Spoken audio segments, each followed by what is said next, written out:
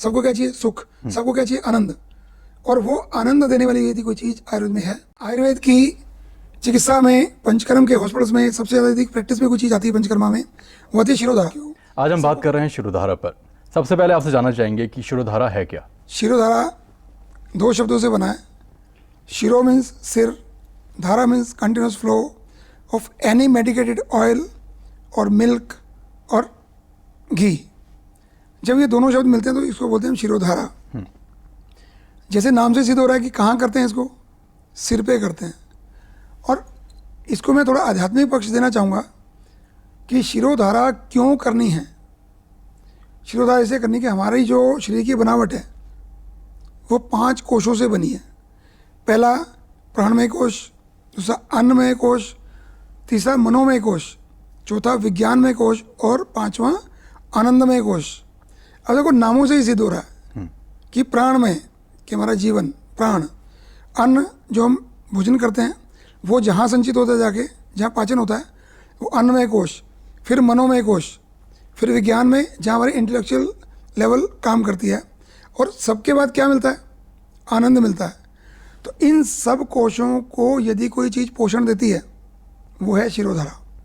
इसीलिए आयुर्वेद की चिकित्सा में, पंचकर्म के हॉस्पिटल्स में सबसे ज़्यादा यदि प्रैक्टिस में कोई चीज़ आती है पंचकर्मा में, वो आती है शिरोधारा। सबको क्या चाहिए? शांति। सबको क्या चाहिए? सुख। सबको क्या चाहिए? आनंद। और वो आनंद देने वाली यदि कोई चीज़ आयुर्वेद में है तो वो शिरोधारा है। डॉक्टर साहब, जैसे कि हमने अपने व्यूअर्स को बताया कि शिरोधारा का सिर्फ शारीरिक नहीं, मानसिक और बौद्धिक विकास पर भी असर पड़ता है। कैसे? देखिए, शिरोधारा हम कहाँ कर रहे हैं? हम कर रहे हैं माथे पर। और हमने जो चक्रों की बात की, आज्ञा चक्र और सहस्त्रधार चक्र। आज्ञा चक्र कहाँ होता है? बिल्कुल यहाँ, जहाँ मैंने फिंगर रखा है, दोनों आइज के बिल्कुल सेंटर में, भ्रिकुटी ही बोलते हैं इसको। और जहाँ शंकर जी का तीसरा नेत्र भी हम बोलते हैं, उसको हमने जागृत करना है। हम जो भी बोल रहे हैं, जो भी काम करते हैं, जो भी कुछ एक्शन लेते हैं, उसकी कमांड कहाँ से जाती है? आज्ञा चक्र नाम क्यों रखा उसका? क्योंकि पूरे बॉडी की जो कमांड है उस कंट्रोल सेंटर से ही चलती है। और अगला चक्र क्या बताया? सहस्त्रार चक्र। सहस्त्रार का मतलब क्या है कि जितने कमल, जैसे कमल खिलता है उसकी कितनी पत्तियां होती हैं, ऐसे कई लाखों कमल हमारे ब्रेन में हैं। उसको हम समझ सकते हैं कि जैसे आपके कंट्रोल सेंटर बोल सकते हैं उसको, उनको जागृत करना। जैसे विज्ञान मतलब क्या? कि ऐसा ज्ञान जिसको हम कसौटी में सिद्ध कर सकें उसको विज्ञान बोलते हैं। हम आज जो भी कह रहे हैं, जो बोल रहे हैं, यदि उसको प्रैक्टिकली हम सिद्ध कर सकते हैं तो वो विज्ञान होता है, जिसपे समाज विश्वास भी करता है, जिसको हम साइंस भी बोलते हैं। उन सेंटर्स को ओपन करते हैं, इस सहस्त्रार चक्र को, यानी पूरे बॉडी का जो सिस्टम है, जो कंट्रोल सेंटर है, जिसको पावर सेंटर बोलते हैं। मैं कभी कभी बड़ा कॉमनली अपनी ओपीडी में एक शब्द कहता हूँ कि मानो बिजली कहाँ पैदा होती है? डैम से भी होती है। मानो भाखड़ा डैम है या न्यूक्लियर पावर प्लांट है, वहाँ इलेक्ट्रिसिटी प्रोड्यूस हो गई जी। पर हमारे घर तक लाइट आते आते कितनी सब चीज़ें करनी पड़ती हैं। फिर बीच में एक सिटी का अलग से पावर हाउस बनता है, फिर वहाँ से ट्रांसफार्मर होता है, ट्रांसफार्मर के बाद हमारे घर तक लाइट आती है, फिर घर पे स्विच होते हैं अलग अलग। तो ऐसे वो स्विच हमारे ब्रेन में सब जगह पे हैं। उसको आध्यात्मिक भाषा में हमने क्या कहा? सहस्त्रार चक्र।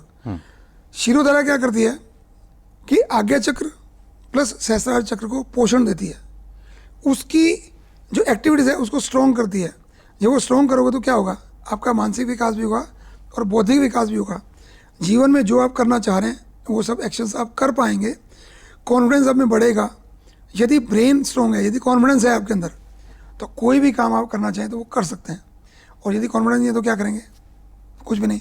मानो पीछे से लाइट ही नहीं आ रही, ब्रेन को ब्लड नहीं मिल रहा, तो क्या करेगा? वो बॉडी में पूरे एक्शंस होंगे नहीं। तो शिरोधारा क्या करती है? आपके ब्रेन के ब्लड सर्कुलेशन को बढ़ाती है। तो इसलिए शिरोधारा शारीरिक विकास तो करती है। शारीरिक विकास कहाँ से होता है? यदि मानसिक विकास होगा तो शरीर विकास होगा जी। और शरीर स्वस्थ होगा तो मानसिक विकास भी होगा। तो ये इसका लाभ है। डॉक्टर साहब, आपसे जानना चाहेंगे कि कौन कौन सी बीमारियों में शिरोधारा का उपयोग किया जाता है? देखिए, शिरोधारा का उपयोग तो लगभग माने कि सिर के जितने भी रोग हैं और उसके बाद शरीर के भी कुछ रोग हैं, मेनली हेडेक बड़ी कॉमन बीमारी है आज की डेट में। उसी के साथ माइग्रेन, एक जी, सिरदर्द में एक माइग्रेन का भी पार्ट है। उसके अलावा आइज़ की कोई डिजीज़ है। उसके अलावा आपके शिरोधारा क्या करती है, आपके ग्रे हेयर्स हो रहे हैं मानो छोटी एज में, यदि प्रॉपर शिरोधारा कर दी जाए और तक्रधारा या दुग्धधारा कर दी जाए तो उससे ग्रे हेयर्स होने बंद हो जाते हैं। हेयर फॉल हो रहा है तो उसमें शिरोधारा काम आती है। उसके अलावा किसी बच्चे का मेंटल डेवलपमेंट नहीं हो रहा है, मेंटल ग्रोथ नहीं हो रही है, रिटार्डेशन है, वहाँ काम आती है। फेशियल पैरालिसिस हो गया तो शिरोधारा काम आती है। पूरे बॉडी में हेमीप्लेजिया हो गया, मतलब आधे शरीर में लकवा मार गया या पूरे शरीर में लकवा मार गया तो भी काम आती है। नर्वस सिस्टम की जितनी डिजीज़ हैं जिनको हम साइकोसोमेटिक डिजीज़ बोलते हैं जी, उन डिजीज़ में सब में काम आता है। आपको वात रोग हो रहा है बॉडी में तब भी ये काम आता है। और सबसे बड़ा क्या करता है कि ये रिजुविनेट करता है। इसका काम है कि आपके हाइपोथैलेमस और पिट्यूटरी ग्लैंड को एक्टिवेट करता है और जो पूरे बॉडी के हार्मोन्स को कंट्रोल करते हैं। यदि वो हमारा हाइपोथैलेमस एक्टिवेट हो गया तो फिर पूरे बॉडी के जितने भी एंजाइम्स और हार्मोन्स हैं वो प्रॉपर काम करते हैं। और जैसे प्रॉपर काम करें तो क्या होगा, हमारा लाइफस्टाइल इंप्रूव होना शुरू होगा। उसके अलावा कर तो हम सिर पे रहे हैं सिर्फ इसको, पर पूरे बॉडी के स्किन पे ग्लो भी लाता है, चेहरे पे ग्लो लाता है, आपकी जो वर्किंग कैपेसिटी है उसको रेज करता है। और डिजीज़ की हम बात करते हैं तो कोई डिजीज़ ऐसी नहीं जिसको हम कंट्रोल नहीं कर सकते। सपोज करिए एक व्यक्ति बहुत मोटा है, अब बहुत से डॉक्टर ये भी कहते हैं मोटापे में शिरोधारा का क्या काम है। मैं बिल्कुल कहता हूँ कि मोटापे में शिरोधारा का ही काम है। क्यों काम है? क्योंकि भूख पेट में कम लगती है, ब्रेन में ज़्यादा लगती है जी, क्योंकि ब्रेन उस समय उसको जो न्यूट्रिशन चाहिए वो मिल नहीं रहा और शिरोधारा क्या कर रही है, उसको न्यूट्रिशन दे रही है। ऐसे बीपी, हाइपरटेंशन कंट्रोल करना है। हमने पहले कहा कि वात का और पित्त का रोग है, यदि हम शिरोधारा कर दें तो क्या होगा, वायु कंट्रोल होगी और बीपी डाउन आएगा। पर इसमें ध्यान रखें जिनका बीपी लो है उनको हमने नहीं करना। और उसके अलावा कोई बहुत ज़्यादा मेंटल वर्क कर रहा है, सब हो गया, जैसे हम डॉक्टर्स हैं हमको सारे दिन पेशेंट से बोलना होता है, जी, एडवोकेट्स हैं उनको बोलना होता है। उसके अलावा जो ऐसे बिजनेसमैन जिनको बहुत ज़्यादा बोलना होता है या इंटेलेक्चुअल कैटेगरी हम उसको बोल सकते हैं, उन सबको शिरोधारा करानी ही चाहिए। नहीं तो क्या होगा, कभी ना कभी फिर हम कुछ रोगों में घिरेंगे। तो ऐसे शिरोधारा गिनते जाएं तो इतनी चीज़ें। और स्पिरिचुअल अवेयरनेस, अभी भगवान की तरफ हमारा मन नहीं लगता। क्यों नहीं लगता? क्योंकि जैसे ही हम आंखें बंद करते हैं दिमाग घूमना शुरू कर देता है, कंसंट्रेट नहीं करता। तो शिरोधारा कंसंट्रेशन को बढ़ाती है। जब आप शिरोधारा करा रहे हैं और कंटिन्यूअस आपके यहाँ पे ऑयल जब डल रहा है तो हम क्या बोलते हैं उसको कि आप इसी जगह पे फोकस करिए, जी, तो वहाँ वो होना शुरू होता है। जिन लोगों को नींद नहीं आती, कई गोलियाँ खाने के बाद भी बोलते हैं कि 2 घंटे नींद आई, उसके बाद फिर नींद टूट गई। शिरोधारा करते हुए हमने एक अनुभव किया कि घर पे मोटे मोटे गद्दों में नींद नहीं आती और वहाँ लकड़ी की टेबल पर लेटते ही नींद आ जाती है। वो कैसे? इसका मतलब क्या है कि इतना रिलैक्सिंग है कि फिर ये नहीं पता कि वो लकड़ी की चीज़ है या गद्दा है, तो इतनी जल्दी उसमें रिलैक्सेशन होती है। तो इतना मतलब कह सकते हैं कि जो मास्टर ट्रीटमेंट इसको हम कह सकते हैं, सबके लिए, केवल रोगियों के लिए नहीं, स्वस्थ व्यक्तियों के लिए भी जरूरी है।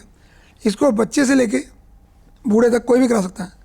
मुझे अभी भी याद है कि अभी लगभग 1 साल पहले की बात होगी, मेरे पास 3 साल की एक बच्ची आई। सभी डॉक्टर ने कहा कि शी इज मेंटली रिटार्ड है वो। तो हमने क्या शुरू किया, शिरोधारा लगभग 10 मिनट डेली की, फिर 15 मिनट की, और वो बच्ची की धीरे धीरे ग्रोथ होनी शुरू हुई और केस बिल्कुल ठीक हुआ। तो अल्टीमेटली यदि कहें कि किसी भी व्यक्ति को किसी भी रोग में हम शिरोधारा लगभग कर सकते हैं। कुछ इंडिकेशन हैं जहाँ नहीं कर सकते, वो ये कि जैसे बीपी लो है उसमें नहीं करना, प्रेग्नेंट लेडी है तो नहीं करना, बहुत ज़्यादा वायु का प्रकोप हुआ है तो वो नहीं करना। ऐसे कुछ चीज़ें हैं जहाँ नहीं कर सकते, और खाना खाया हुआ एकदम पेट भर के तब भी नहीं करना। और जिनका यूँ कहे कि कोई गर्दन की इंजरी हुई है तब भी नहीं करना।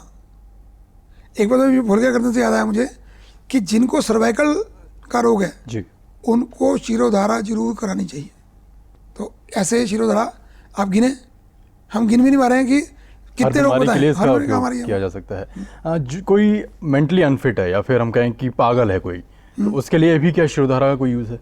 बिल्कुल। देखिए उसमें क्या है कि अलग अलग तरह के तेल है, जैसे ब्राह्मी तेल है, शंख पुष्पी तेल है, या बला तेल है, शीर बला तेल है, या सिंपल दूध भी है खाली। हम तो इवन की मदर फीड से भी कर देते हैं। जैसे बच्चा छोटा है जी, उसकी ग्रोथ नहीं हो रही है, तो हम मदर फीड लेके उसे भी शिरोधारा कर सकते हैं, तक्कर से भी कर सकते हैं। तो जो जिनकी जैसे आपने बात की कि जो थोड़े उन्मादी लोग हैं या थोड़े जिनको मेंटल इल कहते हैं या पागल लोग कहते हैं, बिल्कुल। उनमें शिरोधारा बहुत बहुत इफेक्टिव है। और जो बहुत लोग एग्रेसिव होते हैं, आपने देखा होगा थोड़ा मेंटली रिटार्डेड या पागल है तो बहुत गुस्सेल और इस तरह का होता है, तो उनको यदि कर दिया जाए तो बहुत अच्छा रिजल्ट है उसमें। जैसे कि आपने बताया कि कुछ ऐसी कंडीशंस या भी कुछ ऐसे लोग भी होते हैं जिनको शिरोधारा नहीं की जाती, ऐसी कौन कौन सी कंडीशंस हैं या फिर कौन कौन से लोग होते हैं? देखिए, मेनली तो मैंने एक बात कही कि जिन लोगों की गर्दन में कोई फ्रैक्चर हुआ है उनको नहीं करना, सिर में कोई चोट लगी हुई है तो नहीं करना, पेट भर के भोजन किया हुआ है तो नहीं करना, और जो लेडी प्रेग्नेंट है उसको नहीं करना। इसके अलावा लगभग हम सभी लोगों को कर सकते हैं। अगर आप भी किसी भी बीमारी का इलाज जानना चाहते हैं आयुर्वेद के माध्यम से, तो स्क्रीन पर दिए गए नंबर्स पर कॉल करके आप डॉक्टर साहब से संपर्क कर सकते हैं और www.ayurvedguru.com पर जाकर आप ऑनलाइन कंसल्टेशन भी ले सकते हैं।